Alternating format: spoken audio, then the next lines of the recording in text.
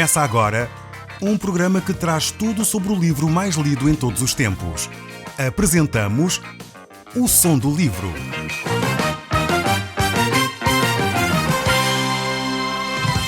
Seja muito bem-vindo. Neste podcast vai encontrar o livro mais conhecido e lido em todo o mundo. Vamos levá-lo numa viagem pela história da humanidade. Este é um audiolivro para si, para a sua família e sociedade em geral. Contextualização e comentários de Paulo Chaveiro. Eu sou Paulo Chaveiro e nós hoje estamos de volta ao capítulo 5 do livro de Provérbios. Nós vamos encontrar várias advertências contra a forma como nós nos conduzimos. Salomão continua a falar com o seu filho como um pai preocupado e ele fala acerca da infidelidade. Este é um assunto quente nos nossos dias. Realmente nós temos de tomar atenção a este tipo de comportamentos.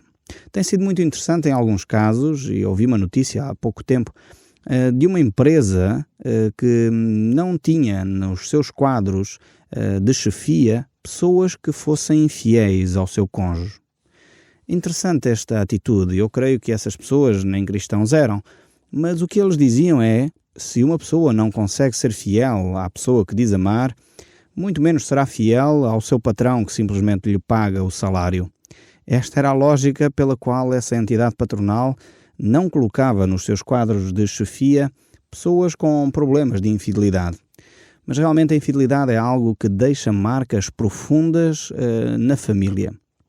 E é exatamente com essa preocupação em mente que Salomão vai deixar várias recomendações ao seu filho amado. Eu creio que se nós pais tivéssemos realmente de deixar uma recomendação para os nossos filhos, creio que aquilo que vamos encontrar hoje no livro de Provérbios certamente seriam recomendações viáveis para que os nossos filhos analisassem bem os relacionamentos que estão a desenvolver. Então temos aqui esta reflexão que fala acerca da infidelidade. Nós vamos ver aqui, e Salomão, como está a falar para um filho homem, ele vai adverti-lo quanto à infidelidade das mulheres. Mas é óbvio que isto aplica-se tanto a homens como a mulheres. Não é um caso de que as mulheres são mais infiéis do que os homens. Não se trata disso. Trata-se sim de que ele está a falar para o seu filho e, consequentemente, o cuidado que o rapaz teria de ter era com as mulheres. Então, tenhamos atenção aos textos bíblicos para vermos aquilo que Deus tem para nos ensinar nesta área tão preciosa, nesta área que tanto faz diferença na nossa vida. Diz assim o livro de Provérbios, capítulo 5, e estamos no verso 15. A palavra de Deus nos fala desta forma: bebe água da tua própria cisterna e das correntes do teu poço. Você, ao olhar para este texto bíblico, vai perguntar: mas Paulo, o que é que isto tem a ver com infidelidade? Pode parecer que é um texto completamente deslocado do contexto, mas não. Estamos a falar num contexto de relacionamentos conjugais e o autor do livro sagrado, do livro de Provérbios, Salomão, ele vai trazer então esta imagem de alguém que tem sede e por isso deve cuidar da sua própria cisterna. Estamos a falar de um povo do Médio Oriente, onde a água era algo precioso. No nosso tempo também, essencialmente quando passamos por um período de seca, valorizamos muito mais a água. E o autor está a dizer que cada um de nós deve cuidar daquilo que é seu. Deve cuidar de uma forma intensa, de uma forma atenciosa para aquilo que é seu. Por outras palavras, o que o autor está a dizer é que nós devemos cuidar dos nossos relacionamentos conjugais. A nossa cisterna, podemos dizer assim, é a nossa família, é o nosso cônjuge, é os nossos filhos. E por isso mesmo ele diz: bebe dessa família, alegra-te com essa família. Muitas vezes o ser humano cria imagens e Hollywood tem ajudado bastante, os filmes têm ajudado bastante para deturpar a imagem acerca do relacionamento. Aliás, o povo costuma dizer um provérbio, que é: a galinha da minha vizinha é sempre melhor que a minha. Nós pensamos sempre assim, que o casamento do outro é melhor que o meu. A mulher do próximo é sempre mais simpática que a minha, é mais atenciosa, e nós muitas vezes damos aso a esses pensamentos e é por causa disso que desenvolvemos então relacionamentos extraconjugais. o autor sagrado nos alerta para o cuidado que devemos ter na nossa relação. E também, ao mesmo tempo, aqui, o contexto deste texto do capítulo 5 é o contexto da relação sexual também. E a relação sexual dentro do casamento é, de facto, algo criado por Deus para a bênção. Eu gostaria de deixar isso muito claro, porque, infelizmente, algumas pessoas têm sido mal conduzidas nesta área. E muitas vezes temos que admitir, até pelos próprios religiosos. Muitas vezes as pessoas são induzidas a pensar que o relacionamento sexual é mau só por si. Mas a Bíblia não diz isso. É necessário olharmos para textos bíblicos como estes que aqui estão no livro de Provérbios e nos mostram claramente que o nosso relacionamento sexual dentro do casamento é algo que Deus criou, e diz o texto quando Deus criou no livro do Gênesis: e viu Deus que era muito bom. Vejamos como Deus designa este aspecto da vida. Foi Deus quem criou homem e mulher, macho e fêmea, dois seres que se podem relacionar sexualmente. Foi Deus quem idealizou esse projeto dessa forma. E diz o texto bíblico no livro do Gênesis: viu Deus que era muito bom. É interessante ver que o relacionamento sexual não é pecado só por si, quando ele é praticado dentro do contexto do casamento. A palavra de Deus nos mostra que esse mesmo ato praticado de uma forma irresponsável, praticado de uma forma descontextualizada, retirado do casamento, torna-se de facto algo extremamente prejudicial para o ser humano. E é isto que, infelizmente, várias campanhas publicitárias nem sempre levam em linha de conta. E é isto que muitas vezes os próprios filmes não levam em linha de conta, pintando quadros de infidelidade como sendo algo maravilhoso, em que a pessoa que está triste num casamento encontra então de facto o seu amado e então é infiel e passa a ser feliz. Isto é um texto, um contexto, um filme que normalmente não acontece. O problemas conjugais, todos os casais os têm. É necessário sim fazer uma caminhada com o cônjuge, muitas vezes fazer acertos e desacertos, pedir perdão, reconciliar, admitir as suas falhas, perceber que todos nós falhamos e que necessitamos de uma nova oportunidade. E quando nós temos esta atitude diante da família, diante do cônjuge, percebemos que efetivamente podemos construir um futuro melhor se tivermos tão somente a abertura de perceber que todos nós falhamos. É necessário abrir mão, muitas vezes, de preconceitos, de ideias falsas que vamos alimentando no nosso ser.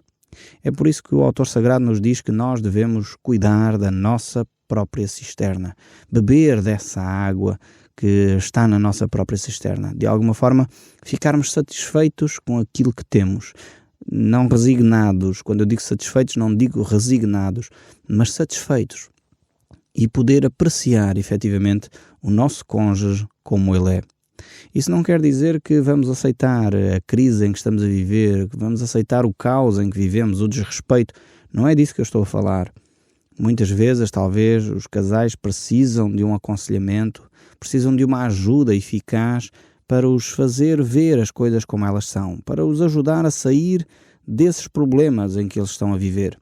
Eu, como vocês sabem, tenho acompanhado vários casais neste processo e verifico, a maior parte das vezes, que os casais, quando são auxiliados, eles conseguem ultrapassar as dificuldades que estão a viver. Para isso é necessário crer, é necessário, de facto, investir de si, é necessário perceber aonde estão a falhar. E muitas vezes uma pessoa que é independente, que de alguma forma está equidistante dos dois, portanto dos cônjuges, pode ajudar efetivamente o casal a encontrar um meio termo e a corrigir as suas próprias falhas. Porque quando o casal está sozinho, muitas vezes o que é que acontece? Acontece que cada um acha que o outro é que é culpado e não consegue ver a sua própria culpa, a sua própria responsabilidade. Não percebe onde é que ele próprio tem de mudar o seu comportamento. É por isso que muitas vezes é útil um conselheiro experimentado que possa auxiliar os casais a verificar onde falharam e ao mesmo tempo a corrigir a sua trajetória. Mas o livro de Provérbios continua, e este texto ainda só lemos o primeiro verso, e diz mais ainda: derramar-se-iam para fora as suas fontes, e pelas praças os ribeiros das águas. sejam para ti somente e não para os estranhos contigo.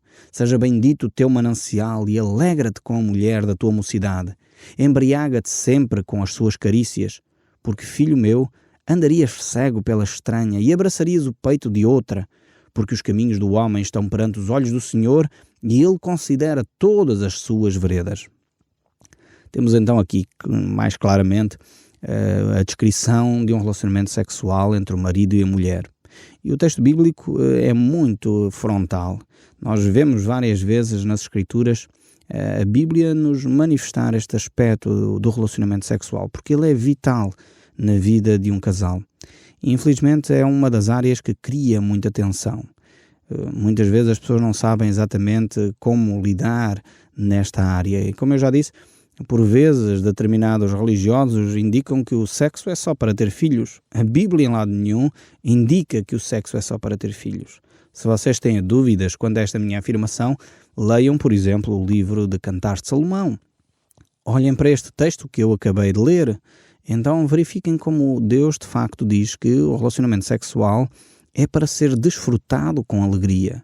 E o desafio é podermos fazê-lo dentro do casamento. Poderíamos dizer que o relacionamento sexual é como o fogo. O fogo é extremamente útil quando está no fogão. Você já imaginou se o fogo sai do fogão e pega num pano de cozinha ou pega num armário na cozinha? O que é que acontece? Entramos em pânico, entramos no caos. Quando, por exemplo, um pequeno fogo começa numa floresta, arde milhares de hectares. Infelizmente, no nosso país, nós temos esta realidade quase todos os anos, lamentavelmente.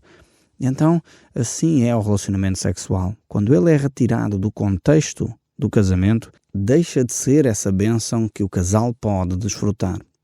Então é, de facto, algo extremamente interessante ver como Deus trata destes assuntos aqui. Cada um de nós deve analisar a sua vida, deve cuidar do seu relacionamento, deve cuidar também do seu cônjuge. É por isso que a Bíblia nos ensina de variedíssimas maneiras como o casal deve viver. É por isso que o próprio escritor sagrado, no livro do Novo Testamento, o apóstolo Paulo, nos diz que cada um de nós, cada um dos cônjuges, não deve ser dono do seu próprio corpo. A mulher não tem domínio sobre si próprio, mas o marido, assim como o marido não tem domínio sobre o seu próprio corpo, mas a mulher. E este é um princípio que deve ser aplicado no relacionamento sexual. É um princípio em que o homem não deve só estar preocupado com os seus interesses, com os seus instintos sexuais, mas deve estar preocupado com a sua esposa e vice-versa. A sua esposa não deve estar só preocupada consigo própria, mas com o seu marido e em satisfazer também o seu marido. E quando cada um procura a felicidade do outro, então o casal encontra-se e ambos são felizes. De facto, este é o desejo de Deus para cada um dos seres humanos que é casado, e este é o desejo de Deus para o casamento. É necessário nós aprendermos a viver com estes princípios e certamente os nossos relacionamentos conjugais seriam bem diferentes. O verso 22 aqui do capítulo 5 ainda prossegue a dizer: quando o perverso as suas iniquidades o prenderão, e com as cordas do seu pecado será detido. Ele morrerá pela falta de disciplina e pela sua muita loucura, perdido cambaleia. Aqui estamos a falar de uma atitude de viver em pecado. E o viver em pecado, nós já sabemos que a pessoa fica escravizada, fica amarrada, fica realmente destruída. E é por isso que o apóstolo Paulo, a certa altura, ele diz: o salário do pecado é a morte. Porém, ele diz imediatamente a seguir: mas o dom gratuito de Deus é a vida eterna em Cristo Jesus, nosso Senhor. Então, não precisamos ficar na miséria, não precisamos ficar esmagados pelo pecado. Precisamos sim olhar para a misericórdia de Deus, que nos pode perdoar o nosso pecado e efetivamente nos pode restaurar, retirar dessas amarras. Talvez é o seu caso, que vive amarrado por algum vício. Ainda há algum tempo atrás dei de caras com uma situação que me chocou profundamente. Uma senhora que tinha bastantes bens, a sua vida estável, uma senhora já com cerca de 50, 60 anos, sua vida estável, e por causa do vício do jogo, perdeu todos os bens que tinha, estava a viver numa barraca. E o ridículo desta situação, desculpem-me, mas o ridículo desta situação é que ela tinha ainda um carro luxuosíssimo à porta, mas porque tinha perdido a casa, a família, os bens no jogo, o único bem que ela possuía era um carro luxuosíssimo estacionado à porta de uma barraca. Isto é o contraste do ridículo de ver como o pecado nos amarra, nos destrói, e realmente vivem assim centenas e milhares de pessoas, amarradas por vícios, amarrados pelo pecado. E só a graça de Deus realmente nos pode libertar, nos pode dar essa nova esperança, nos pode dar novos comportamentos, nos pode libertar dos vícios para podermos viver em novidade de vida. Nós chegamos assim ao capítulo 6 deste livro de Provérbios. E Salomão continua a dar conselhos ao seu filho e diz: Filho, se te fizeste fiador do teu companheiro e se te empenhaste ao estranho, estás enredado com o que dizem os teus lábios, estás preso com as palavras da tua boca. Vai agora, pois, e faz isto, filho meu, e livra-te, pois caíste nas mãos do teu companheiro. Vai e prostra-te e implora ao teu companheiro, não dás sono aos teus olhos, nem repousem as tuas pálpebras. Livra-te como a gazela da mão do caçador e como a ave da mão do passarinheiro. Aqui temos um desafio tremendo. Está a falar do aspecto financeiro. Como já vimos, Salomão vai dando vários conselhos ao seu filho. Primeiro falou-lhe do relacionamento conjugal, agora ele vai falar acerca da sua vida financeira. E ele está a dizer: toma cuidado na forma como te envolves com os outros. Aqui o texto bíblico não está a dizer que é pecado ser fiador. É preciso dizer isto de uma forma clara. Muitas vezes as pessoas pensam: mas então a Bíblia condena ao ser fiador? Não condena. Mas a Bíblia diz alerta para o cuidado que nós devemos ter ao ficar por fiadores de alguém. É verdade que muitas vezes ficamos por fiadores de uma pessoa que consideramos da máxima confiança. Mas, no entanto, é sempre um grande risco, pois às vezes até a pessoa é séria, procura fazer as coisas da forma mais correta. Mas por algum motivo na sua caminhada de vida surge um desemprego, surge uma doença permanente, de longa duração, e a pessoa fica sem condições de pagar os compromissos que tinha assumido. E é aqui que entra o fiador. Então, para eu aceitar ser fiador de alguém, eu deveria estar consciente do que é que vou ser fiador, por quanto tempo vou ser fiador e qual a verba pela qual eu fico como fiador. E se eu tenho condições de pagar essa verba, então talvez eu tenha condições de ser fiador. Se eu não tenho essas condições, o melhor seria, se calhar, não aceitar esta grande responsabilidade que é ficar por fiador de alguém. Infelizmente já tenho assistido a vezes demais pessoas que ficaram como fiadores e depois, por certa razão, a pessoa que estava com um empréstimo, normalmente um empréstimo bancário, fica sem as condições de cumprir os seus compromissos. E sabem o que é que acontece? O banco vai ter com o fiador e pede ao fiador para pagar a dívida. E infelizmente essas pessoas que eu conheço, vários casos, tiveram de pagar milhares de contos ao banco, porque entretanto a pessoa deixou aquilo arrastar, não falou com o seu fiador, não relatou a sua dificuldade, e quando a situação estava já num caos, já o processo estava a entrar em tribunal, então o fiador é que é chamado pelo banco e nessa altura, então de facto a pessoa fica ali com uma dívida enorme em mãos. E isto criou situações de grande tensão, quebrou relacionamentos. Então a Bíblia, quando chama a atenção para cuidado, não fiques por fiador de ninguém, é de facto algo que nós deveríamos dar ouvidos. Deveríamos ter muita atenção, porque na maioria das vezes são os relacionamentos que pagam a fatura. E nós deixamos de ter amizade com aquela pessoa porque ela nos, enganou de alguma forma, não nos avisou da dificuldade, e muitas vezes é o próprio relacionamento que paga este problema. O verso 6 continua: vai ter então com a formiga o preguiçoso, considera os teus caminhos e sê sábio. Vê como aqui este texto nos desafia a aprendermos com a natureza. E aqui o preguiçoso está um pouco para dormir, como diz o texto, um pouco para toscanejar, um pouco para cruzar os braços em repouso, e assim sobrevirá a tua pobreza como um ladrão e a tua necessidade como um homem armado. Estes são os alertas de Deus para não ficarmos na preguiça, para não cairmos nessa atitude de deixa andar, não vou fazer, eu não vou cuidar. Então devíamos, de facto, tomar atenção. E aqui o texto ainda nos alerta para mais. Este capítulo 6 diz: o homem de Belial, o homem vil, é aquele que anda com a perversidade na boca, acena com os olhos, arranha com os pés e faz sinais com os dedos. No seu corpo há perversidade. Vemos aqui esta descrição de quem normalmente gera contendas, maquina o mal, anda semeando as contendas, e esta pessoa realmente é uma pessoa vil, uma pessoa que procura problemas. É o tal homem mau que as Escrituras definem. Então todo o seu corpo transpira maldade, transpira atitudes que de facto estão ali para maltratar alguém. Por isso os seus olhos fazem sinais, os seus dedos, e infelizmente vemos que há pessoas assim, que constantemente estão a maquinar o mal. E a palavra de Deus nos diz: pelo que a sua destruição virá repentinamente, subitamente será quebrantado sem que haja cura. Estas pessoas que vivem desta forma, constantemente à procura de situações más, procurando o mal para os outros, a palavra de Deus tem uma promessa. Tem uma promessa para aqueles que estão a serem injustiçados nas mãos dessas pessoas. Repentinamente o mal chegará a elas e Deus fará justiça. Então não lhe compete assim fazer justiça pelas suas próprias mãos. Aguardem Deus, que Deus fará a justiça. Deus um dia chegará e quebrará o jugo dessa pessoa, quebrará de facto a maldade dessa pessoa e já não haverá cura para ela, diz a palavra de Deus.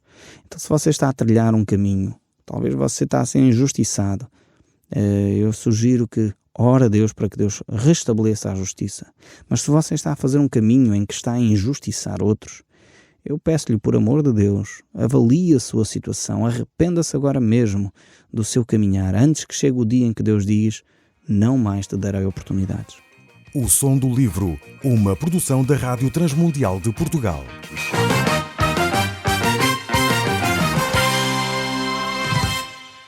RTM. Conhece todos os nossos programas em rtmportugal.org. Uma produção da Rádio Transmundial de Portugal.